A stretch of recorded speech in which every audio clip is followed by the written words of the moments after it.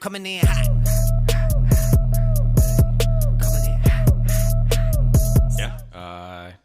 I mean, the current state is I've got time off for one of the first times in years, and it's actually solid time off. Kind of mentioned to you yesterday, I picked up a little side gig for one of my friends' companies, doing some really cool data capture stuff. There's a giant warehouse they're building up in Woodburn, and I'm walking through there with a 360 camera twice a week. Okay.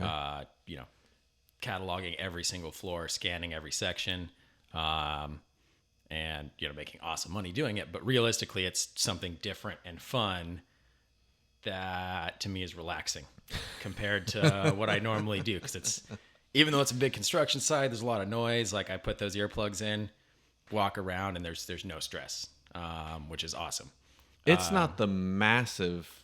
It is the massive with all the lights in it. Yeah, I think it's like, I want to say it's 300 million square. Well, more than almost 400 million square feet. So what? So me and Adrian drove by that recently at night, and all the light bulbs that are in there. Yeah. And we've been wondering, like, what is that thing? I think my contract doesn't really allow me to say specifically what it is. But it will be a big processing facility. Gotcha. For a very large company. So. Gotcha. Okay. Yeah. So.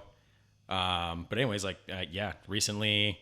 I call them the kids. That's probably how I'll refer to them for most of the podcast. They've kicked me out of the store on certain days. So typically Monday, Tuesday, Wednesday, I'd have like mostly free, if there's no road bumps, nothing crazy going on. And then, we have a meeting. We've been having them every Wednesday until we come over a few certain hurdles with our managers. So we've got Chris, our general manager. You've probably seen him, big guy with a big beard. Yep. Nijoni, who I think, her first few weeks serving, she came up to me, and you guys were in the front window playing Yahtzee, ordering your normal cider, your normal beer and pizza. Yep. And she's just like, those are some of my favorite customers. Like, you were like her first set of favorite customers. And like one week you guys didn't come in, and she was all bent out of shape. She's like, well, they didn't show up this week. Where are they at? Which to that note,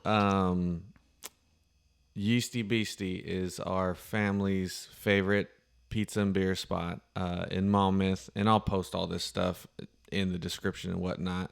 But just for anyone listening, watching, we've been doing this. We were talking about it at least 4 years. We started when we lived in Kaiser. We would drive to Monmouth, and honestly, it's become a family tradition. We take Yahtzee now. We've brought a lot of friends out and introduced them to Yeasty Beasty.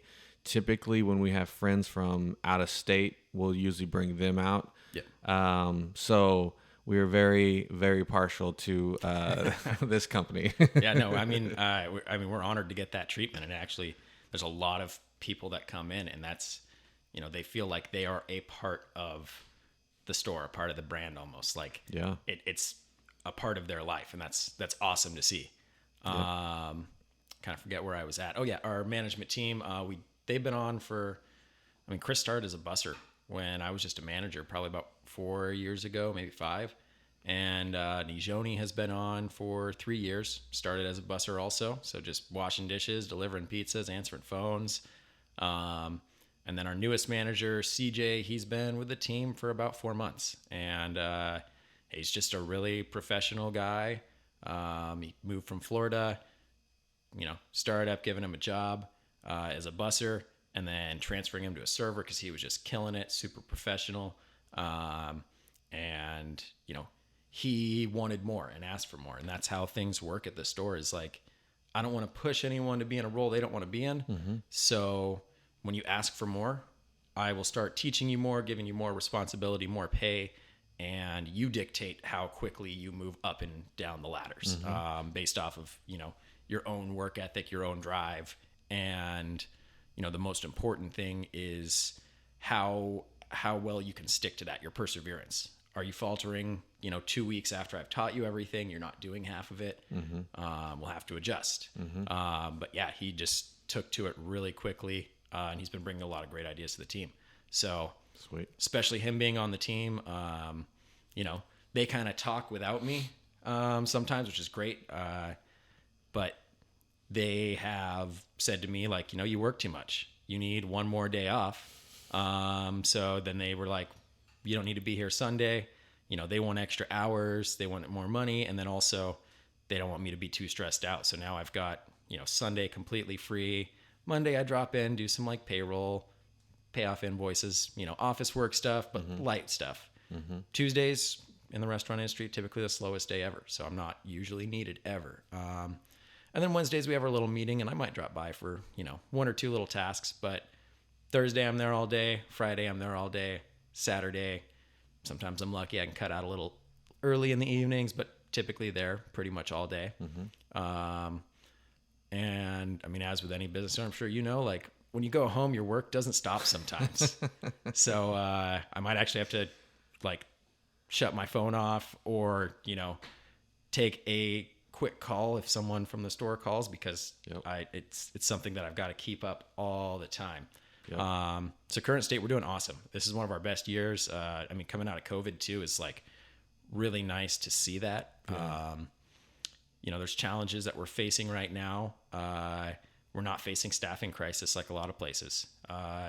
According to our customers, we're one of the only places they've seen fully staffed. And we still have the hiring sign on our door to make sure we're getting a good stream of applications just in case, because we do have a couple temporary workers that are going to be here.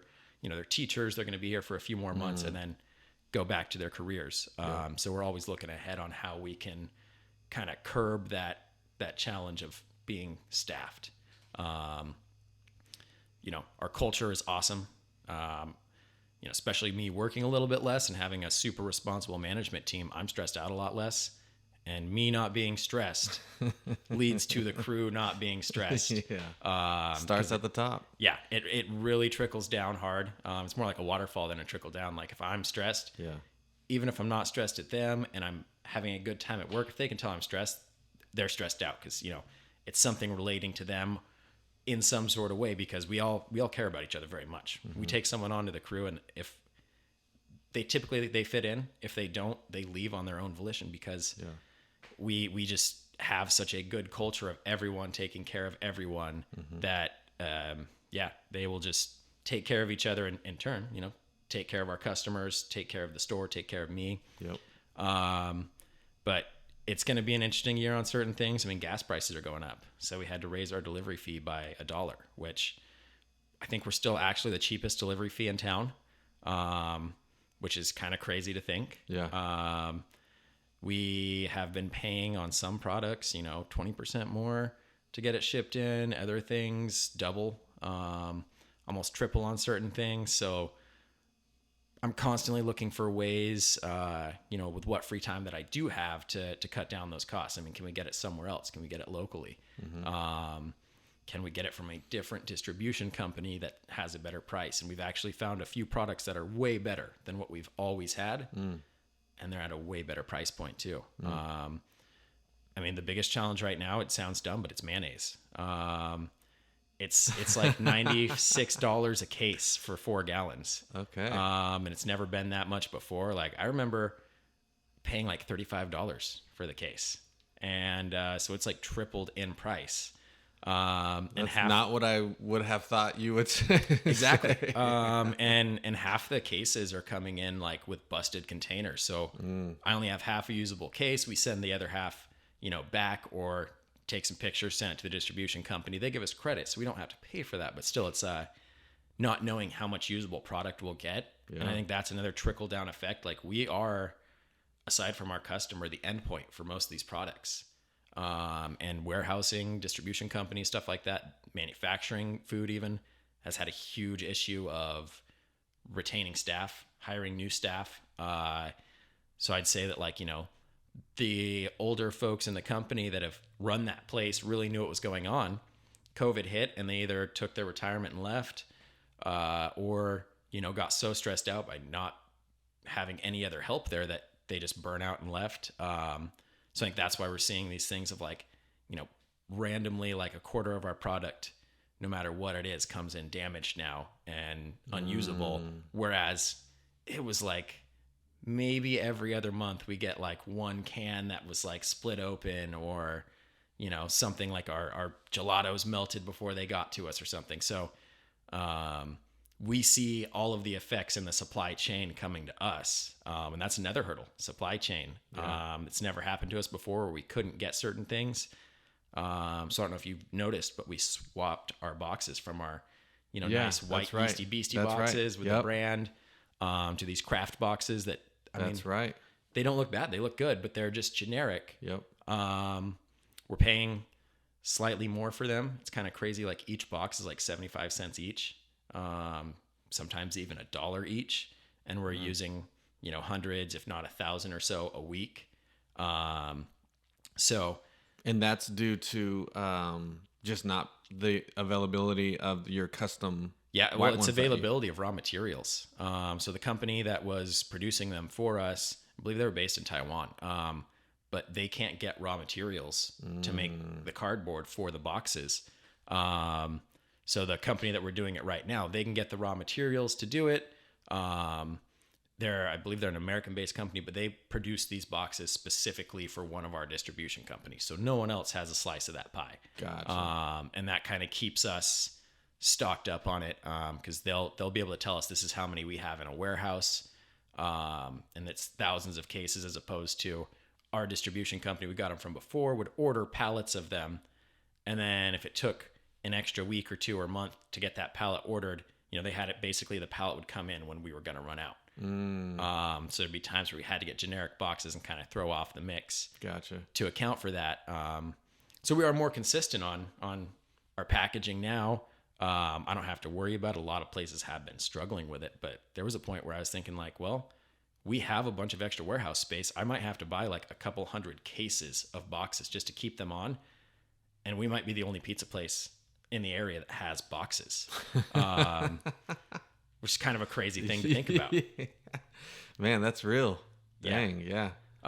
So supply chain has been just massive on us, and hunting for the best price all the time. Like I've always got to be skeptical of like telling someone what I'm getting something at, the price I'm getting it at. Cause like if they sell it for less, they'll be like, we can match that. Yeah. Like we can make 20 extra bucks off that. Right. Or maybe they're lowering their price a little bit to help me out so that they get more of my business.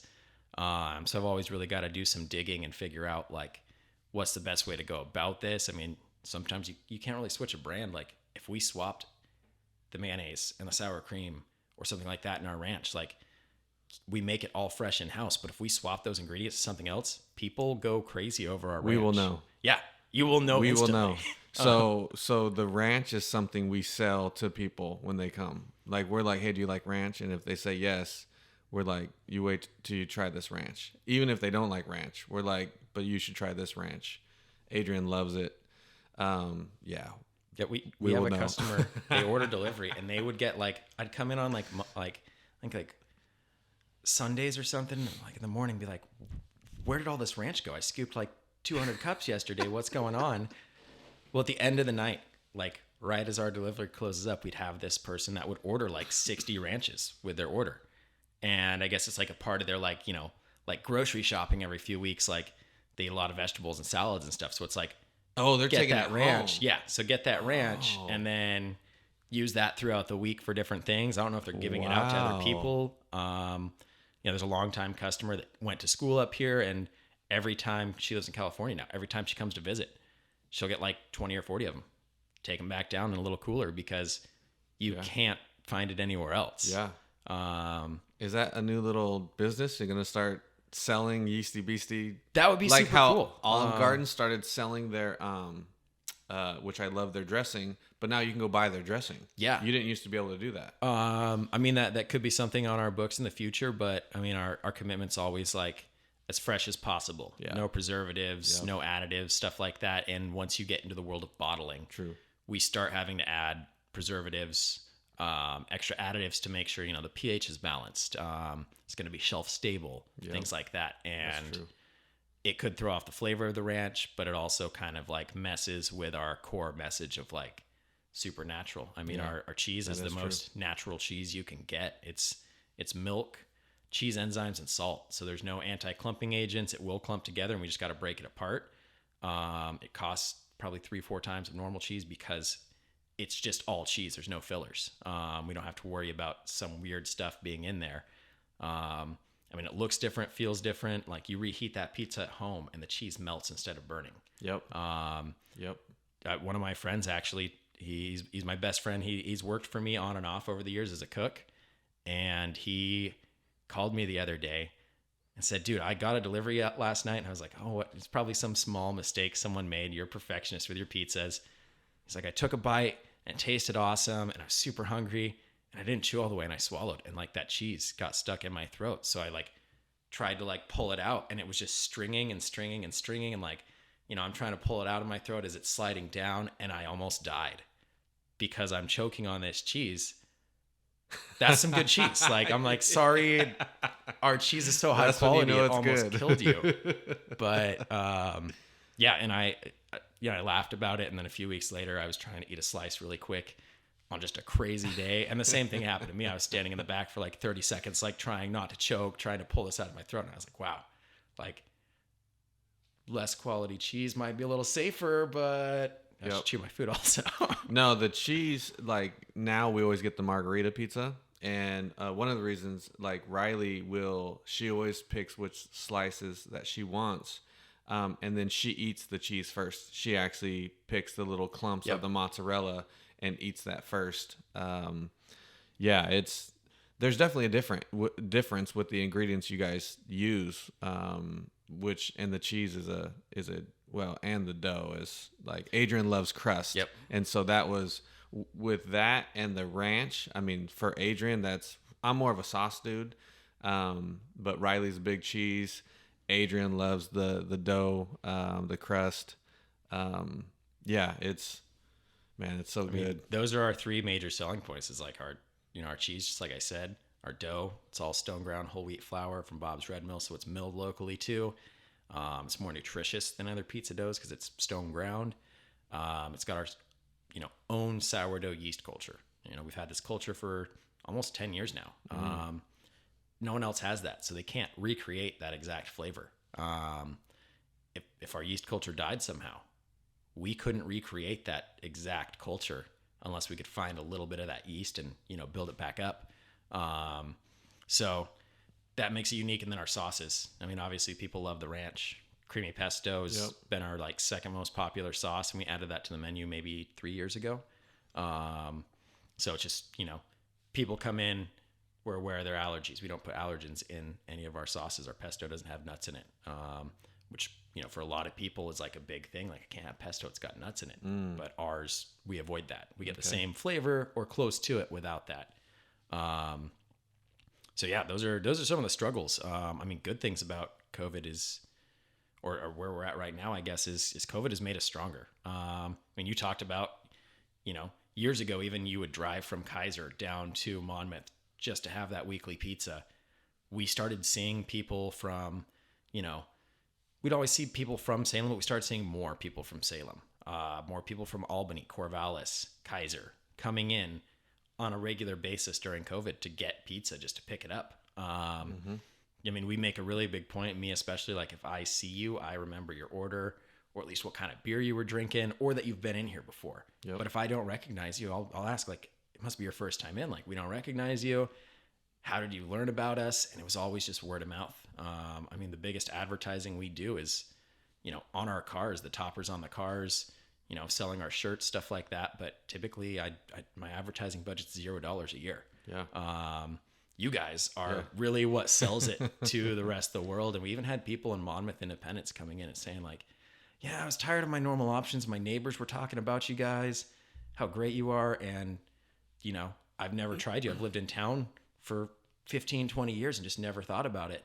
Yeah. And now they're here on a weekly basis, every other week. So it's incredible to see that like community build us up so big. Yeah. And it's weird to think that like you've lived in Monmouth for 20 years and you haven't eaten at all 10 of the restaurants in Monmouth.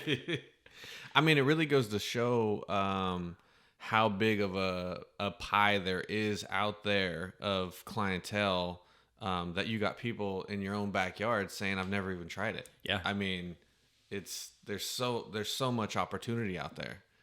Yeah. I mean, a big part of it too is Yeasty Beasty is a weird name. Yeah. There are some people that have come in and said, I was so scared of the name for so long that I just didn't want to eat there. Yeah. And now I don't know why I was scared of the name. I mean, our own yeast culture, there's yeast in beer, there's yeast in the air we're breathing. Yep. So it's just like, it's a part of everything we do. Yep. I will say about the name, because I had a friend of mine who introduced me to it. He was the one that was like, hey, we got to check out this place, because not just good pizza, you guys always have good stuff on tap. And so that's when I was like, honestly, I think that first trip was more like, hey, let's grab a beer, then let's grab a pizza. But then I was like, oh, I think this is like my favorite pizza I've ever had. But honestly, the name Yeasty Beasty, I might fall in the category of being like, I don't know. And I guess I don't know why I would be like, I don't know about that name. But I feel like the name now, like literally in our text threads, like with Adrian or Riley, it'll just be like, hey, you want to go to YB? We just call it, like, now it's like a thing. Like, so it's interesting how a name could be one way, but then when you get comfortable with it, it's like, oh no, it's unique. And now we just call it by YB and we know what that means. And yeah. No, people have created their own little slangs for it. A lot of people call it just like yeasty or yeasties, or, like you guys call it YB, they'll call it the beast. Like, it's, it's become their thing as much as it is ours, which is awesome. Yeah. I mean, this is our biggest year so far. I think we're kind of on track to break some of our previous financial goals potentially. Awesome. And that's just a really cool thing to see coming out of, the last 2 years of, we were hit very hard those first like 5 or 6 months. We were down like 60% some months, 40% other months. We recovered pretty quickly, and that was just because we were built to weather something like this. I mean, we had delivery, we had pickup, we had online ordering. People were used to already be doing those things. Really, the only thing it took out of the equation was sitting down and having a beer. Yeah. You could still get your beer in growlers, but we did end up selling a lot less beer because I personally, I love beer. I love craft beer.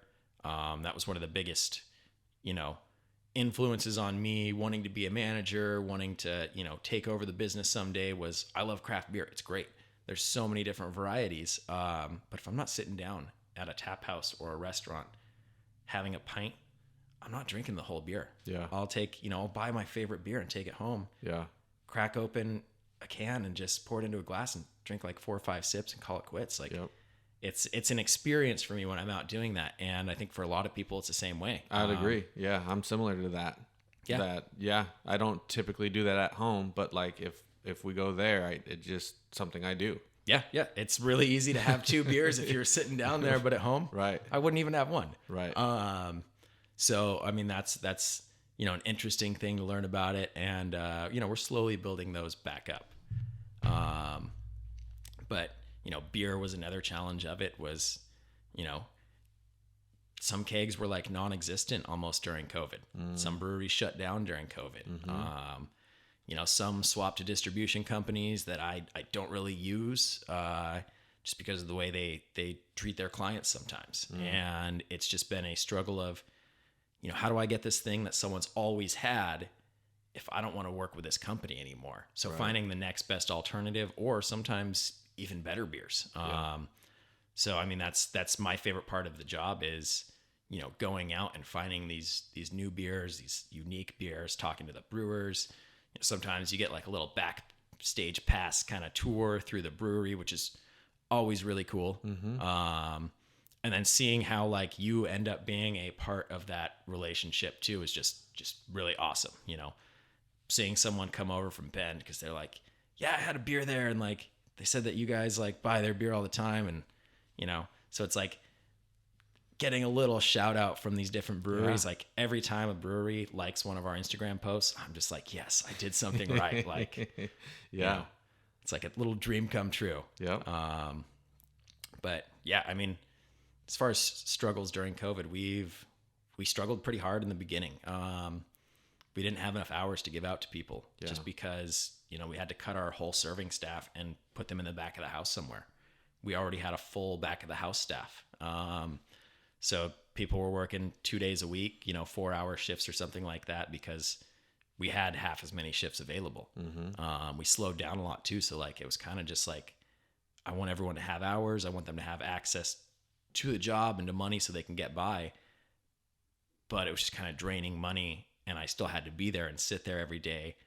It's actually when I bought the business, I had bought it, I think about 6 months into COVID, maybe a little more. It was October, that first year of COVID. Okay. 2020? Yeah. Okay. Yeah. So 2020, that's when, on paperwork, I officially like bought the business, but for about a year, maybe even a little bit more before that, I'd been running it. Okay. Without Yeah, really I much think you contact had- from the owners. Okay. I thought you had owned it before that. Yep. But okay. And So that was, you bought it in the midst of COVID. yeah. Okay. I mean, part of it was, jumping through hoops, like legal hoops to get everything going. Yeah. Between our landlords and the previous owners and the state and all that fun stuff. Other parts were, I want to make sure this thing is going to be stable. Yeah. And I'm not going to buy it. It was a big investment. It's basically, I spent $1 million on a business. And I didn't have $1 million in cash to just hand out at that point to buy the business. Most don't. Yeah.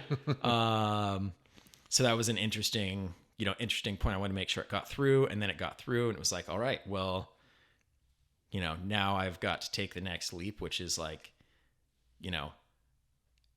paperwork and that stuff aside, it's like financial investment. Basically I start with $0, and the owners, they were courteous, and they were like, we'll give you $5,000 of float money to help out. But that's not even enough to cover payroll really. So, throughout the whole time I'd been working there, all my tips, I always split up into envelopes of like 50% minimum goes to investments, 25% to my savings, and the rest is my spending money. And, so I cashed out all of my investments, sold everything I had. And then that was my float money for, until we started making profit again, which it didn't really take that long. So, that was a scary thing for me, because that was always like my big thing was like, if I lose my job, I could live for a few years until I find something else, or I could go back to school and get another degree without working, because I can fall back on these investments. And like not having that at all was just like, all right, I'm back to square one. I've always been pretty frugal, but it was like, all right, we're going to be eating rice, and that's about it for a few weeks until we figure out like we totally can do this and we have enough capital for it. Yeah. So that's one thing with, cause there'll be a lot of business owners and entrepreneurs that'll be on here and not all of them, but I would say most of them, part of their story when they got started, like with Chad's, you'll hear Chad talking about how when he decided to go out on his own, he sold his home, took the money out, and that's what he used to start the business. And most entrepreneurs don't have, all this capital to just start with. It's usually just, well, whatever I got, I'm going all in. Yeah. And I think that part of the story is very, very important for others to understand about business owners, because we'll have newer business owners like us. I'll have other people that have been doing this for 30 years and everyone knows that company, but they had the same story where they started small and they went all in, and they didn't know like, well, I can't fall back on my investments anymore. Like if I lose out on this, I'm starting back over. And so the risk and the faith and all that it took to, I'm going to go all in on this. It's a very important part of the story because not everything works out. Yeah. Yeah. No, I mean, and it's a honestly, like things not working out is how I ended up in the position I'm in. I came up to Monmouth in 2010 as a music major. I failed almost every class. If I wasn't playing an instrument in it, I failed it. And my GPA at the end of the year, I think, was 0.4. Okay. For the entire year, which is terrible. You got to work at that. Yeah. So they wouldn't let me come back the next year. I couldn't even get funding the next year to come back if I wanted to. So I decided, I went home, worked on a ranch over the summer, living with my parents. And then I decided like, I've got to move back up there, or I'm going to be working at the lumber mill or, an auto shop or something like that for the rest of my life. And, not that that's not good work. That's not Right. what I wanted to do. Correct. That wasn't your passion. Yeah. Yeah. And I decided I've got to move back up there. So I moved back up, couldn't find a job for a few months, started working fast food at the KFC A&W. I was there for 4 years. And that's when I started saving up money, or trying to anyways. A bunch of things happened. We lived in a big, expensive house, 5 roommates. All of them ended up hating each other after a few months and moving out. So I was left with like $13,000 of rent and bills that at the time, I think minimum wage was $7.25. So that was me working 40 hours a week and walking to work every day because I couldn't support gas money to get to work. And that, I mean, it really helped me out, for my struggle of buying the business. Was I was already accustomed to either not eating or eating like 1 or 2 small meals a day of just like oatmeal or rice or whatever the cheapest grain that I could buy that wouldn't go bad. So, I mean, that was a struggle that I had. Shortly after that, I was homeless for a while. Didn't have a place to stay because I couldn't find any openings. The first 2 or 3 months that my lease was up. So I was just couch surfing with friends when I could. I'd be like, well, I got the weekend off. I'll go camping. So I don't have to try and find a couch to surf on.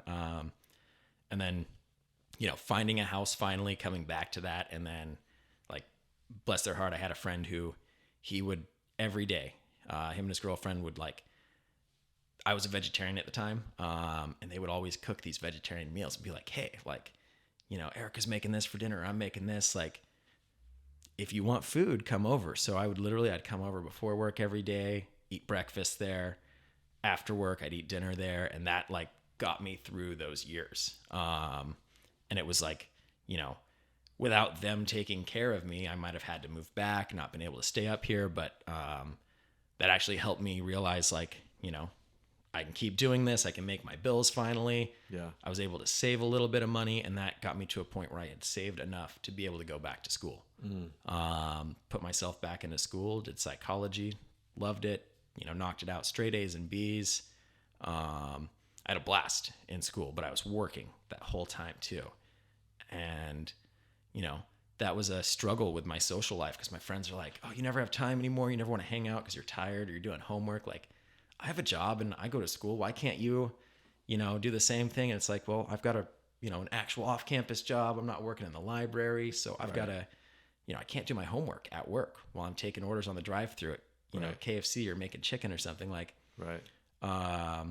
So, not having that time and energy to go out and do those things. But that's another positive thing in the end because, the first year that I had taken over the store, even before I bought it, I worked almost every day, all day for months. And that was a big burden on my social life. But I was already geared to deal with that because I had experienced it before. So after that, I worked at the KFC A&W, was going back to school. And I was living with my friend Adam and my friend Aaron that I had grown up with.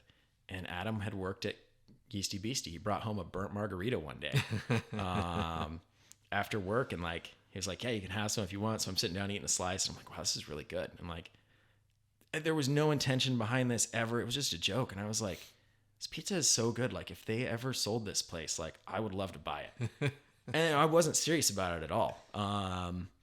And shortly after that, like I'd gotten him a job at KFC. He worked there for 2 years, and then started working at Yeasty. And he's like, hey, KFC's not fun. Like, I could probably get you a job at Yeasty. So I applied, within the next few days, I had an interview, went through the interview, and, it's basically like, well, Adam said you'd do a good job. He worked with you before. So like, we're going to believe him, trust him. When I got the job, he was like, you got to move fast. Don't make me look bad. I was like, okay, I can do that. I'm on it. Started as a busser, just washing dishes, taking deliveries.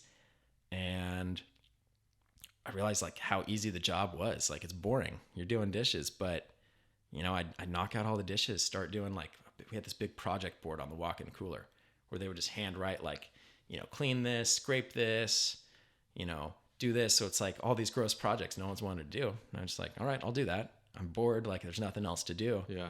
And I'd get to the point where I'd be like, what do I do? There's no projects left. And they'd be like, I guess just take a break or like, don't work so hard. So that kind of got me in good with the owner. Like, you know, like he knew he could count on me to do things. Yeah. You know, he started training me to take orders at the table, like be a server while I'm bussing, which they didn't really let people do. So like I started like kind of doing both positions. I enjoyed it. And then, you know, after that they needed servers. We only put our best people out there in the front. Not to say our back of the house crew isn't great, but you know, the most skilled people with the best attitudes go out there because that's the face of our business. Yep. And that's how I got into, you know, really being a part of the culture with our customers. I mean, after probably a year or two of serving, that's when like, I feel like you guys started coming in all the time, but there's other customers that I've known for, you know, 7-8 years because I've been serving them for that long. Yeah. And it's just crazy, like the sense of community and family that built up over that time. But yeah, it was the first job that allowed me to have any financial freedom in school. Also, you know, I made extra money because of those tips. The better service I gave, the more money I made. Right. And that just like really put my mind in like, all right, you give the best service, you'll be able to make the best money possible. Yep. So, you know, fast forward a few years, I'm still working there as a server. I graduate. They needed a manager. And I was like, well, they didn't ask me, so maybe they don't think I'd be a good fit. So I just mentioned it one day, like, hey, you guys need a manager? Could I throw my hat in the ring? And he's like, well, we thought you were going to move to like India and like, you know, like travel around or something like that. So we didn't want to ask you and like stifle your plans. But if you want to do it, yeah. So within a few weeks of me taking that on, one of our other managers, he's actually one of my best friends. He left the company because his wife had gotten a job out of town. Him and the owner were kind of button heads a little bit at the point too. So it was like, you know, he left and that left more responsibility on the table for me and the other manager. But the whole time, ever since I started, there's been a talk of, if you guys want this, like, we'd like to retire. We know that you guys can do it. You're a good team. And that was always their idea, was team. Like, you know, there's two of us running it. So like one person could never run this by themselves. And that was the struggle over the next few years. I really wanted to do that. And no matter who was on the management team with me, didn't want to do that. Eventually we got to a point where they hired a few people that really wanted to do that. They wanted to be, yeah, let's own this place together.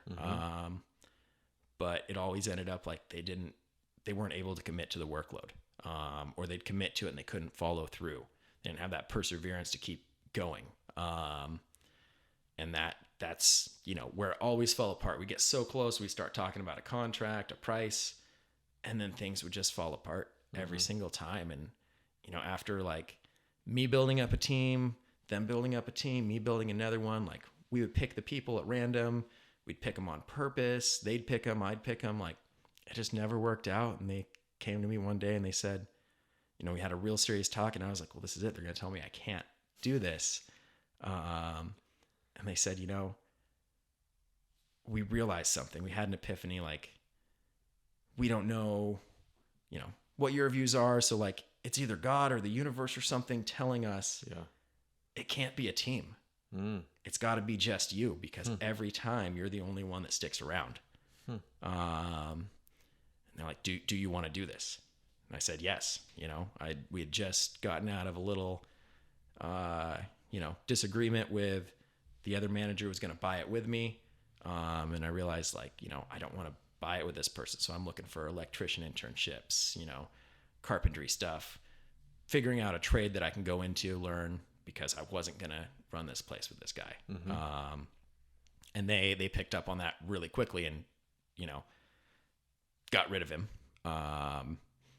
because it just wasn't working out for them either. And then that's when, you know, they came back to help me run the place. And, you know, 3 or 4 days into it, we sat down, they talked, and they're like, all right, let's get you a management team set up. We're going to help you train them out. We're going to help you do this. And I said, you know, I appreciate that, but sometime in the future, I'm going to have to do this on my own. So let's just kick the training wheels off right now. You guys fly back, do your own thing. You know, go back to the boat, start sailing around. I'm going to figure this out on my own. And they agreed, like, you know, that's probably the best move, but we didn't want to put all that on you. So that was the start of me working every day, all day. They were like, who are you going to have, you know, step up to help you weigh out the flour or anything like that? And I was like, well, Chris, he's very on top of things, very meticulous about his job, super loyal. Like, he was one of my good friends at the time. And, you know, they agreed. They're like, that's who we were going to suggest. Seems like you've got this. So the next day they got a ticket, flew out, and it was just me. And, you know, slowly over time, I was like, you know, within a week, I'm like, Chris, I need someone to help me manage this place. Do you want to do that? And he'd always just wanted to be back at the house, not a server, because being up there in front of the customer stressed him out. Yep. But he stepped up to it. And, you know, he's bet basically the last 3 years of his life on me, and is betting at least 3 or 4 more that this is going to pay off. Which is just a huge commitment from him. And that's one of the reasons, like, I do what I do. Like, I can't let him down. Yep. So that happened. And then, you know, a couple weeks later, I get a call from one of our previous cooks. She was like our go-to, like, you are the best cook we have. Just awesome about everything. She could run the kitchen by herself when we'd need 2 or 3 people sometimes. She calls me and says, hey, I heard you might need a manager. You know, I'm looking for teaching jobs right now, but they're pretty tight. Can I come back? Yes, instantly. My best friend, his girlfriend had actually gotten hired as a busser at the same time I did years ago. And same thing. She said, hey, you know, I'm doing all this stuff, internships and stuff like that for interpreting, but I need money. I need a job. Can I come work with you? And yes. So it's just all these people throughout the years that I had worked with, had good relationships with, asking me, knowing that I needed help. Can I come back? Can I help you? And Alex, she's been on and off helping me. She actually just started up like 2 weeks ago, working for us just on Sundays, just to help out. And the last time she left, she was crying, and she's like, I don't want to let you down, but I need to go focus on my interpreting. Yeah. You know, I got a career in that. I make way better money there. Yeah. Like, but I don't want to leave you. And I've stayed on for the last few months struggling with this because I don't want to let you down. Yeah. And that was something that was really powerful. Like, you know, you're giving up like $35, $40 an hour just to be nice and like help me. So that really hit home of like, you know, like, if I'm taking care of them, they will always take care of me. And that's a super good thing, but it leads into a lot of like really hard conversations with them. Yeah. I've spent, you know, multiple times in the back alley crying with someone because, you know, they're struggling with all these things in their life. They're telling me some, you know, very real stuff that's happening to them. And, you know, we're trying to figure out how can we make this work? You know, what do you need from us to put you in a better position? And that's where I've always come from. It's just, you know, if I can treat them like my family, like my close friends, like support them in any way I can. And actually I offer them more support than I offer my family typically. Yeah. You know, if they need help with bills, we figure out, how do we help you with these bills? What's the best way to do this? Yeah. If they need help with, you know, mental health counseling, awesome. Yeah. Who can we refer you to? How can we engineer your work schedule to take that load off of you? So it's just, you know, supporting them has been my main goal, and that has changed our entire culture. We used to focus on taking care of you guys, taking care of the customer first. And that's an awesome mindset, but you turn it around. If I take care of the staff first, they will always take care of the customer. If I just take care of the customer gets mad at the staff doesn't feel supported anymore. Yep. You know, they don't know that I'm there having their back, but I tell them every time, like, if you come up with someone that's really, really difficult, even if you make the wrong call, it's a call I wouldn't make, I'm going to back you up. I'm going to support you. You know, if you ever reached a situation where you had to tell someone you cannot come back, I don't care who it was, I will support your decision in that, because, you know, you guys are my number one. Yep. Without you guys, I would be burnt out. I wouldn't be able to do it. I would have quit, you know, like all of the things that go on in that store, I can't do by myself. Yep. And it's, you know, they've kept me from going over the edge so many times. And that's something that, you know, having that support from people that like are looking to me for support also, it's a really weird feeling having that level of like, you know, I'm taking care of you guys. Now you guys are coming back and saying like, hey, you need to take some time off. Like, I'll cover you tomorrow. Like, get some sleep. You know, I'm always checking in with them to make sure they're okay. But like, even like our, you know, new hires down on the totem pole, like newer cook, newer busser, like, how are you doing? Like, are you okay? And it's just like crazy to think that like, you know, when I worked at any fast food job or any other place, like I wasn't asking my bosses, like, are you doing okay? Do you need anything? And like, they're, you know, the other day I was going to be working all day and one of our bussers, before she went home, she's like, do you want me to stay like an extra hour? Like I can just hang out because I know you probably don't want to eat pizza. So like around dinner time, like I'll run out and grab you food from somewhere if you want. And I was like, no, you don't have to do that. Like I can get it delivered or I can send someone to pick it up. And it's just like, you know, seeing them being willing to go out of their way to support me is just crazy. I think what you're saying is so key with leadership. I've worked for some companies where there was so much emphasis on the customer, the client, and at times it seemed like management cared more about the customer than their staff. And I just remember like having a conversation with the coworker and kind of like, man, could you imagine if they cared about us as much as it seems like they care about the customer, like how that would make us feel. And then we would want to care about the customer so much because they're caring about us. And it, you know, I love hearing you say that because that's the truth. Like, you know, and maybe it doesn't sound great to say, well, actually, you know, yeah, me as a customer, we want you to be happy. But really where that starts is I'm going to take care of my people. And if I do that right, the rest will take care of itself. And it kind of sounds like an easy thing, but I think there's, you know, probably a lot of people that have felt how I have felt, which was, man, it sure be nice if management cared about me as much as, you know, do all these things for the client. And it's like, man, if they did all those things for me, I'd want to do all those things for the client. Especially as the employee, you know, feeling like, wow, they're making so much more money than me. And I feel like if that relationship is there, it really can take away like my attitude of, wow, they make all this money. All they're really concerned about is the customer and not really me. Whereas if I'm feeling like they're really taking care of me and not necessarily just on a financial level, but emotional and all of that, like we really care about you.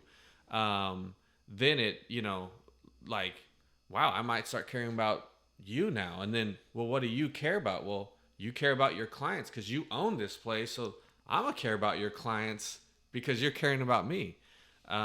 So yeah, that's a very important piece. And I know sometimes as business grows, sometimes it's harder to keep that. But you know, I think that is such an important piece to leadership is really caring about your people first. And a lot of that stuff will then just take care of itself. Yeah. I mean, you put it in base terms, you think about a pyramid. If you're on top and everything beneath you is crumbling, it's going to fall apart pretty quick. But you make sure that the base is maintained, the next levels are maintained. You know, without the strong base, you're done. Yeah. And that's, you know, it's flipped our retention rate on its head. When I started, it was like a 3 to 6 month, you know, turnover rate. And it was just always new people. Like even as a manager, you know, a few years into it, it's like running it the way that we used to run it when I was, you know, running it for them the way they wanted to be run. It was like W-2s would come up and like people are coming to pick them up. And I'm like, what's your name? You didn't work here. Yeah. And there's just so many of them that unless they were really, really good or really, really bad, anywhere that was in the middle, that was average, they did a good job, but just not amazing, I kind of forgot about. And it was just, seeing so many staff members come through in and out, and that, when COVID first hit, our retention went way down just because a lot of the students are saying, hey, I can go live with my parents for free, finish up my last year or two online. I don't want to have to pay for housing that I don't even need because I don't need to be in Monmouth. Yeah. Some of them are, we had a few students from Hawaii. Why pay to live out here when you could go live over there? Right. In your parents' house for free or with your friends, all that stuff. Right. And just take the classes online. So we lost a lot of people that were really awesome during that. But, our retention rate shot through the roof. Up until recently when, just random life events and changes with the school, things like that have happened, our retention rate was like 2 years average. People just staying on for an incredibly long time, and it's awesome to see that. And then it's even harder to see them go. We had someone who they were asking for days off in 2023 and 2024 and planning to be there that long because they enjoyed it. Wow. It was a stable job. And they had to move just due to life circumstances. They had to move back down to Southern Oregon, and it's just like, even talking with them, like there was no solution to this problem. We said, if you need a new place, we'll get your security deposit taken care of. You obviously love this place. We want to be able to provide for you. We want you to keep going to school here. You don't want to transfer schools. How can we fix this? And it was just, even talking to people around that I knew, like trying to find a place that would work for them. Well, the place might work, but the program at the school, I can't change that. So it's just like life circumstances coming at these people and like really just, uncontrollable variables. And that's the thing that sucks about it, is like we lose these great people that want to stay with us, and neither of us can do anything about it. Right. And that, every time I see someone go, like my end game for everyone that works there, aside from Chris, he wants to stay there for a long time. This is something we've talked about a lot, and as I'm able to, and when I am able to, I pay him more and more and more.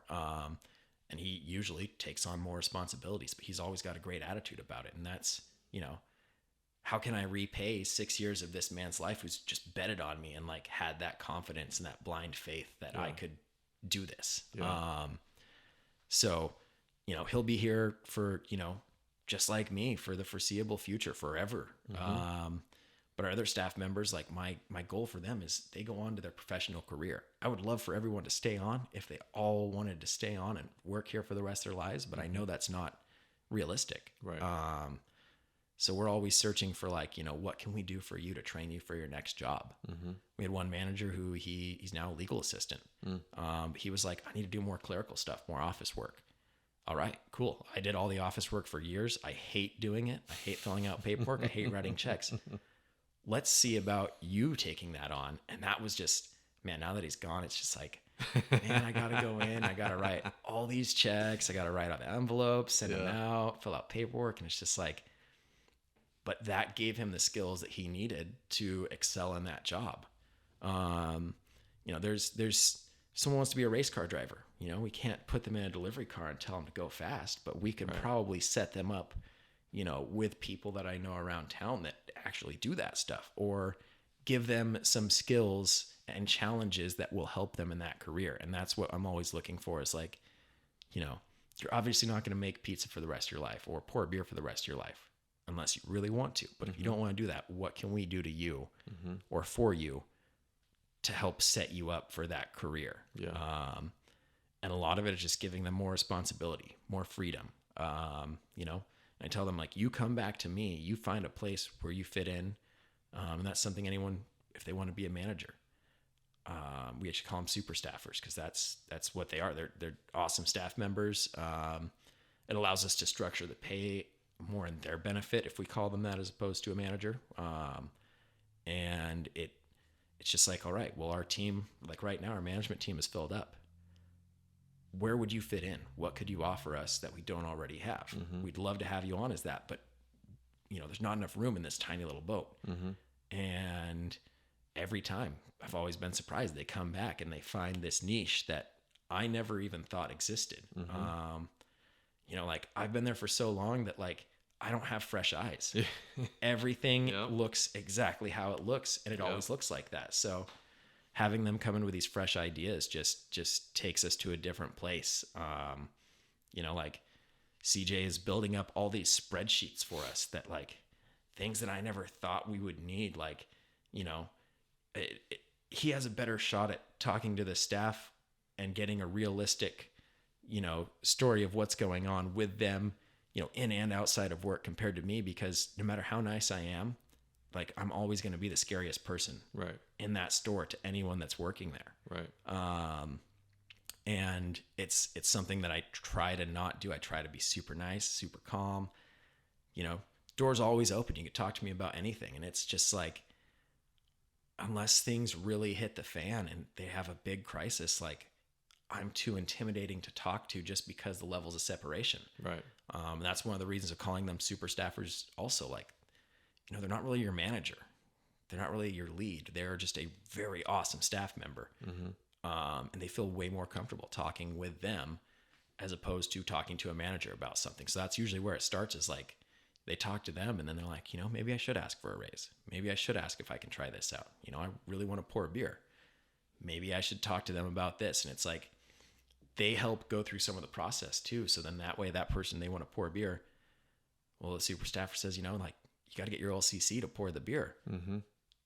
A week later, someone comes up to me and is like, hey, I got an LCC permit. I want to try this out. What do I have to do? What's the next step? And it's like, well, you've already, helped me knock out all the steps, had some of the easy conversations that, it took away from my workload. And that's, where I want to keep it, is like, I can't think of everything in the business. Just like, I'm sure there's things that you would never think of, but maybe one of your clients or your friends comes in and is like, have you ever thought about changing this? Like your light shade up there. You would have never thought about that. You don't have that expertise, that experience in that field. My expertise of running a business is very niche. It is Yeasty Beasty based only. No, I actually had that. There was Olga and I, my partner, we had a meeting with someone, I don't know, a few weeks ago. And it was so funny because I kind of do all of our social media stuff. And we were meeting with someone, and they kind of asked us about us, River City Insurance. And I'm so in the world of insurance and what I do, I didn't even think to explain to this person what an independent insurance agency is and how it functions. And because they were with, have always just been with a certain, called Captive, which would be your like State Farm, Allstate, Farmers, Country Finance, like, and I used to do that too. Like they represent that company and they sell that company's products. And then I was like, man, yeah, so here's what an independent agency does. We work with numerous carriers and we can shop numerous. And then I thought, well, that could be a post on our, like, this is how we function. Yeah. I didn't even that's like step one. And I'm so ingrained in what, like, well, of course I know how we function. And she was like, oh, I didn't realize that's what an independent insurance, like I've heard the term, but I didn't really know what it meant. And I was like, man, if that's all I get out of this meeting, what a great perspective, because I'm so in it. I didn't even think I could just do a post of, this is what we are. This is how we function. Yeah. So I totally know, like, you just are locked into what you know. And so, yeah, I mean, something so simple, I was like, that's a great idea. Yeah. And I mean, there's things that I mean, you would even maybe think to change that your customers would, if they've been with you for a while, would be like, why would you change that? So, I mean, look at the floors in our store, for instance. Right.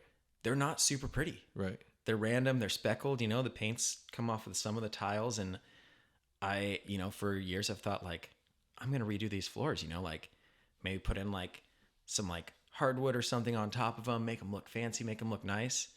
And I've mentioned it to a couple customers that I've known for, 7-8 years. And they're like, no, we really like the floors. They're like our floors. Right. If you change it, it's going to be different. Like that's Right. not our Yeasty Beasty anymore. So it's like, No, I honestly, I would probably feel the same way. I've never, maybe early on, when I went in, maybe I would like, oh, this or that, with what's on the walls or whatever. But it is interesting once you start to, where now I'd be like, whoa, the floors are different. Like, Yeah. and I don't know if, they look newer and nicer, but like, that's not what I remember this to be. it would just be like a shock. I mean, there's a bunch of tin tackers we put up one day underneath our little shirt wall. And like so many people would come in, they're like, whoa, I've never seen these before. It's like, well, some of them I just actually moved around to a different spot. Made it look a little more organized. And they're just like, like we've got one of our little posters that we post on our little daily board that I threw up there to take care of the empty space. And now I think it's going to be there permanent because everyone's like, wow, I like that thing. It's really cool. I'm like, we used to have that outside every day, but no one noticed it. So it's like all these small changes that we make, people will notice. They'll notice like I broke one of the tables one day because the legs wouldn't level out and I was frustrated at it. And it's now gone. And people have noticed like, hey, there used to be a table up there by the window. Where'd it go? It's like, well, I broke it. The leg broke off. So, like they'll notice everything, especially when we have a new staff member in the kitchen or like up front. Yep. Our regulars will notice and they'll be like, tell that cook they're doing a really good job. Like I've never seen them here before and the pizza tastes great.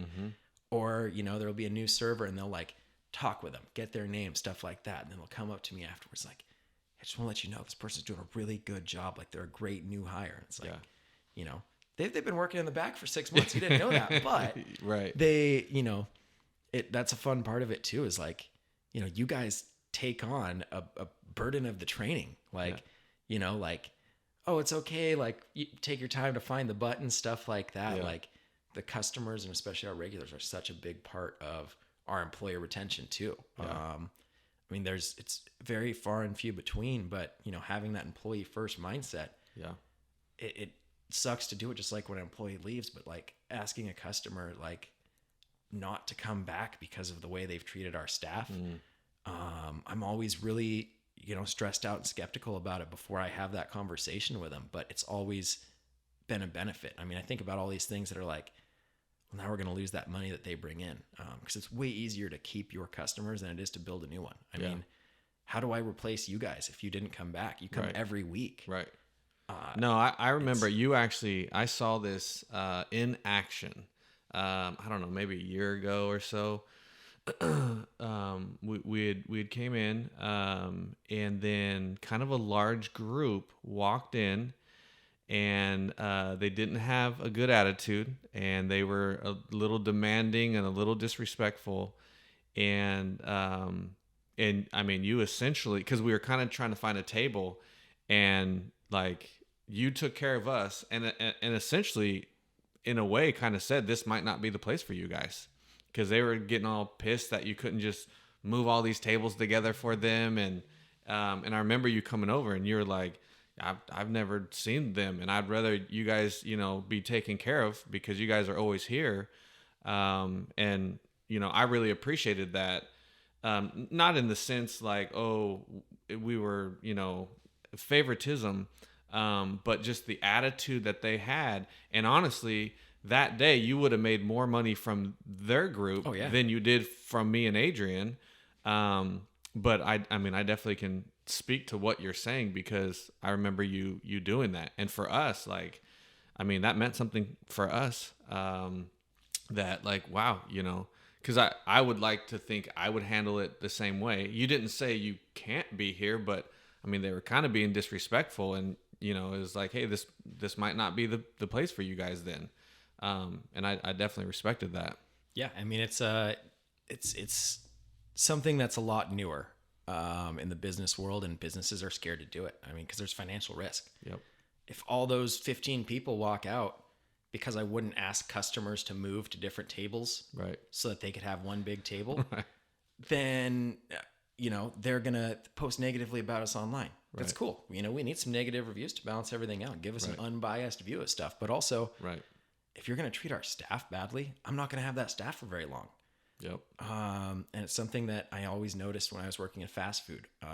Shortly after I worked at KFC and A&W, I worked at Papa Murphy's for about 8 months. And it was the same thing. Like, customers come in and they treat you like garbage. Mm-hmm. No one cares.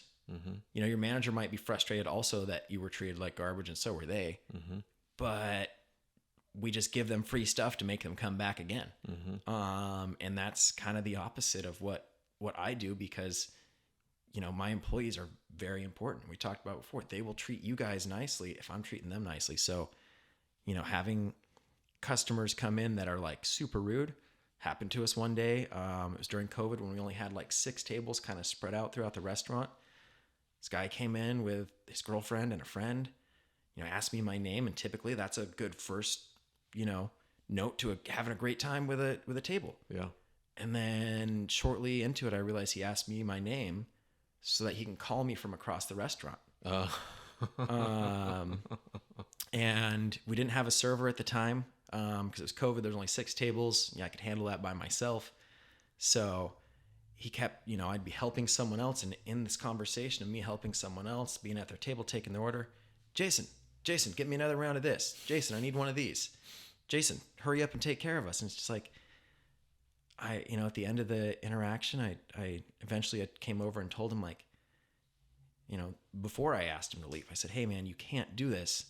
Can't yell at me from across the restaurant when I'm helping other people, or I'm going to have to ask you to leave. And he got all offended and flustered and like, oh, so you just don't want to take care of us. And his friend even said, no, he's asking you not to yell at him across the restaurant. That's rude. Right. And, he just didn't understand. And then he kept doing it. And I said, all right, man, this is your bill. Like, have a nice day. Like, if it was any one of my staff that you were dealing with, I would have kicked you out and asked you to never come back. But we can learn right now. Like, if you can treat us nicer in the future, you can come back whenever you want.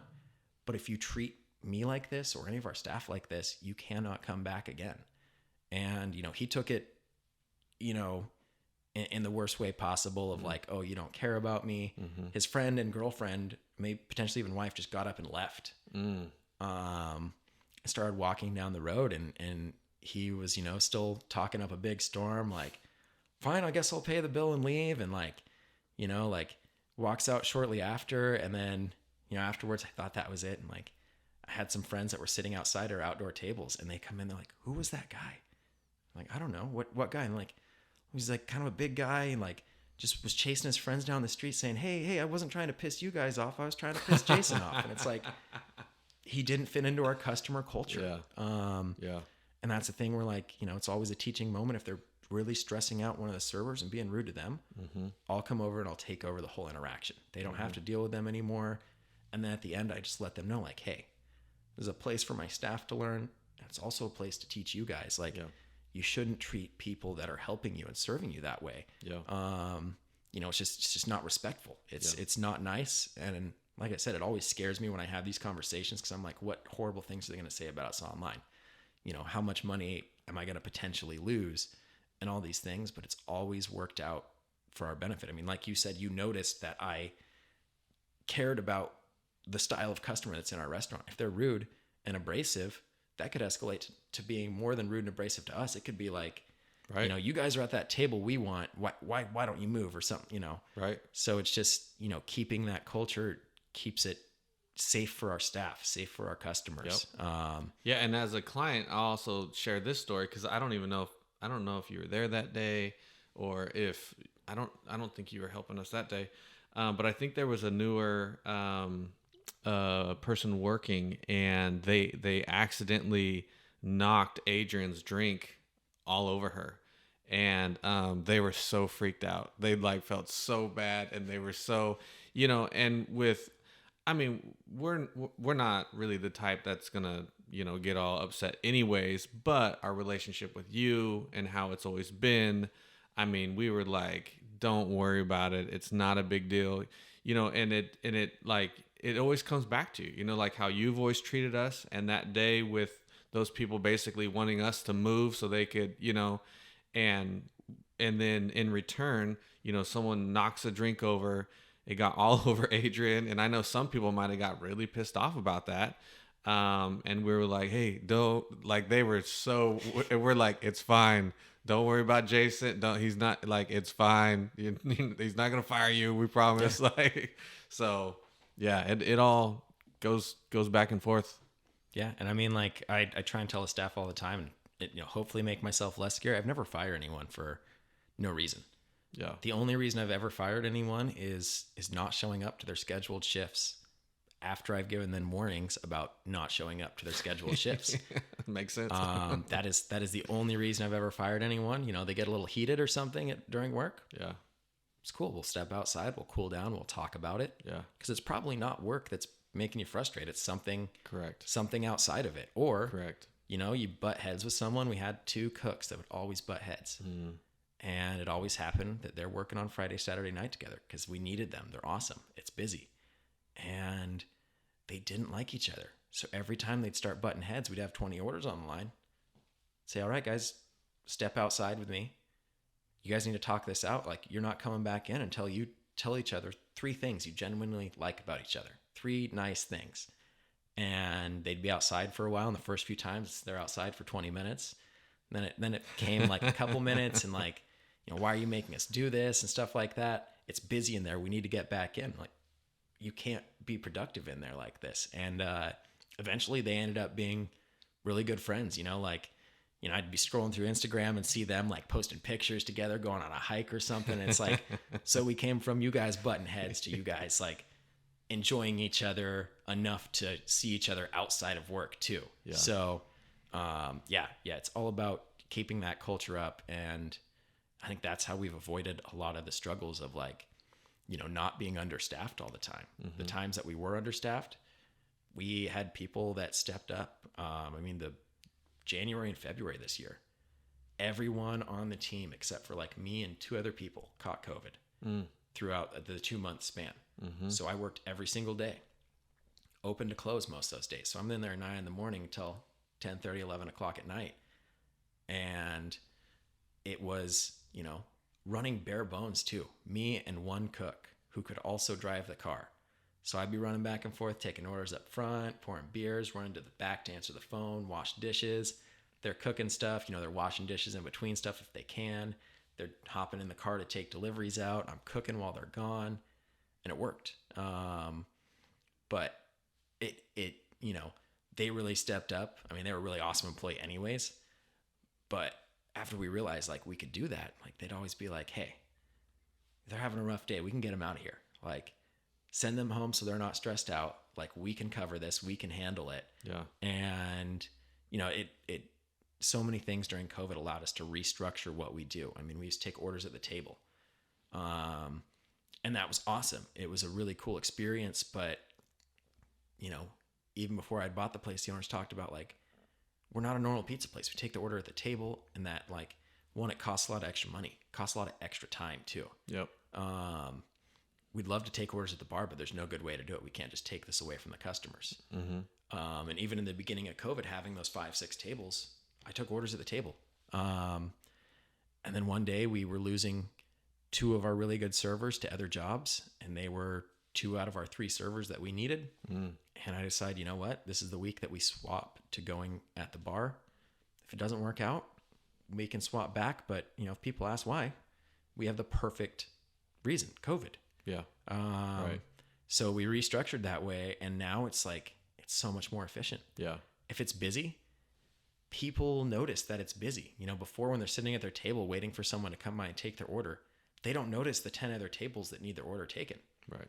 When they're standing in line and there's 2 people ahead of them and they get up there and I'm really stressed out. I'm like, I'm so sorry. It took a while. Like, no, it's busy. Like, look around. It's busy. Right. There's a line. And it's like, so it's engineered them to see how busy it is. Yep. And taking that stress off of them, because now they're not like, you know, where's that darn server? When are they going to come take my order? They're like, oh, I'm in a queue. I'm in a line. Got to wait for my turn. Yep. So it's allowed us to restructure in that way. I mean, our kitchen, we've made so much more efficient. And I don't know how, because that's actually our newest crew. Like our oldest team member on the kitchen has been here for a year. Wow. And it might not even be a full year yet. Wow. And our kitchen is more efficient on like a Friday, Saturday night than it's ever been. And especially those nights, it's running off people that one of them's been there for a month. One of them's been there for 2 months. The other one's been there for about 6. And it's like, how are we so efficient at this? And it's just the small tweaks that we were able to make during COVID is like, well, let's try this differently, because now we have this perfect reason to start experimenting with weird things. Right. And doing things differently that like every business is changing right now. Right. So when we make these changes, it's just normal. Yeah, there's definitely other restaurants we've been in where I can think we go here downtown to Noble Wave a lot, like a Cajun type spot, and they used to come to the table, but now you go up and order. I remember when you guys switched, and me and Adrian were talking about that, and I was like, well, think about how much more efficient they can operate now when, I mean, I go, just think about how much time it takes where a server goes to a table and they're not ready. And then they go back, and then they come back to a table and they're still not ready. Or if one is and one's not, and then they go, and I go, now times that by thousands of time, day after day after day, where they're not doing that anymore. Yeah. Like when we're ready to order, we will then just go up there and boom, it's done, rather than going back and forth. And so, yeah, I've seen other restaurants do that, and I thought that's got to run way more efficient for you guys now. Yeah, I mean, we've only ever had one person or group of people complain about it, and it's you know, they're caught up on the idea that this doesn't feel like our restaurant anymore. And they're like, you know, they used to take your order at the table, and now it's a self-service restaurant. You have to get everything for yourself. Which, you know, isn't fully true. You do come up and we take your order up there. But also, this was a table that the server would go out, and 20 minutes later, they would have their order. Yeah. And then we'd come back, we'd put it in the system, and 9 times out of 10, it would be wrong because there's so many custom items on there that, you know, in the translation of them telling us writing it down, us going to the console and putting it in, you know, somewhere in that little game of telephone, something got misread, put in under the wrong button. But the times that they've come in, you know, they didn't enjoy that they had to come up to the bar to order, but their food was right every single time. And this is a group that we mess up on all the time. Now it's always right. So it's making everything more efficient. I mean, labor, way more efficient, which we've had to buff up labor in the back of the house to accommodate, you know, the incredible amount of orders we're getting. We're selling like 40 to 60% more food than we ever have. Wow. We're selling less beer than we ever have, but the food is it's incredible that we're hitting these numbers with, I mean, the other day it was 2% beer sales, and usually it's 20%. So that extra 18% of sales came from just food. And in retrospect to how much food we used to sell, that's a bigger margin than just 18%. So it's like, it's interesting to see that, like, you know, the dynamics change. We made the kitchen more efficient. Instead of having 3 servers on the front on a Friday night, we have 1. And that allows us to have, you know, 3 cooks. I'm kind of floating around, just, you know, if they need help up front, I help up front. If they need help in the kitchen, I do the kitchen. So it's just allowed us to engineer that way. And now our staff members too, I think there's only maybe 2 staff members in the whole restaurant that only know one position. They either all know how to bus and serve or bus and cook. And those are, like, you know, the most important things. If you're not busy, if it's dead inside the restaurant and you know how to cook, our servers, they'll go back, they'll start stretching dough, they'll start making pizzas. If our, you know, phones ring and the cooks aren't busy, they'll run back, they'll grab that phone. Even if they are busy and there's no one to answer it, they'll run back and grab that phone, take that order. So it's allowed us to make our team so much more efficient, you know, kind of by necessity, because we have more pizza going out the door than we ever have. What do you attribute, because I think you had mentioned to Adrian, I don't know, the last few times we've been in there, that the beer sales were down, and I was just like, I wonder, was it up, like, during COVID? I know liquor stores were still open. Yep. People were depressed. People were looking for something to... Drinking rates went way, in Oregon specifically, we had an issue, a huge issue compared to the rest of the country with people Yes. drinking. Yes. So when you say down, is it down versus like the big COVID push, or is it down before COVID? The numbers are still down compared to that. It's down from before COVID. So I mean, it's a tap house. Yeah. Essentially. So Yeah. it's come in, drink a pint. In the beginning, people were getting growlers the first few weeks of COVID, the first few months, and they stopped doing it because it's like, I can't sit at home and just drink all day. Or they were sitting at home drinking all day, but $18, $20 to fill that growler, you can go to the store and buy, Right. A bottle of hard liquor or a 12-pack of beer for that price. Right. So I think that contributed to it. People getting more used to drinking at their homes too. So like, we still don't have the dine-in numbers that we used to have. Yeah. Friday night, it used to be every Friday night, every table's filled. Yeah. For most of the night.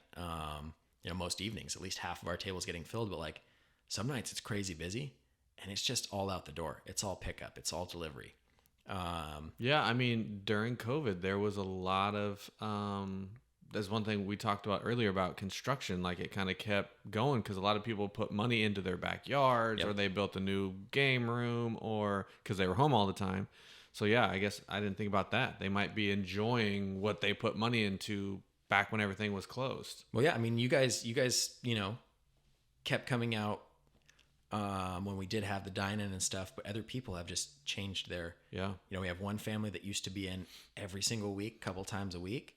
And, like their kids are like, 21 or older. So like they'd all have like, beers, and it was always fun talking to them, serving them. Mm-hmm. Now, even though we've had dine-in back every week, they only come in for pickup. They'll get their growlers filled. They'll come in for pickup, but it's like, it's a different dynamic. So a lot of people have shifted probably to, they came up with, instead of their weekly habit being sitting in there, having a beer or two, eating pizzas, getting that and taking it home. And having that ritual of being at home together. A lot of people going back to work right now that weren't working during COVID, I think has changed it. So like because our dinner times are messed up compared to previous years. Our peak times are just all over the place some weeks. Other weeks they're constant at like our peak lunchtime now is 2 p.m. And that's always been our slowest time. You can guarantee like I could close the doors 2 to 4 and not have any customers.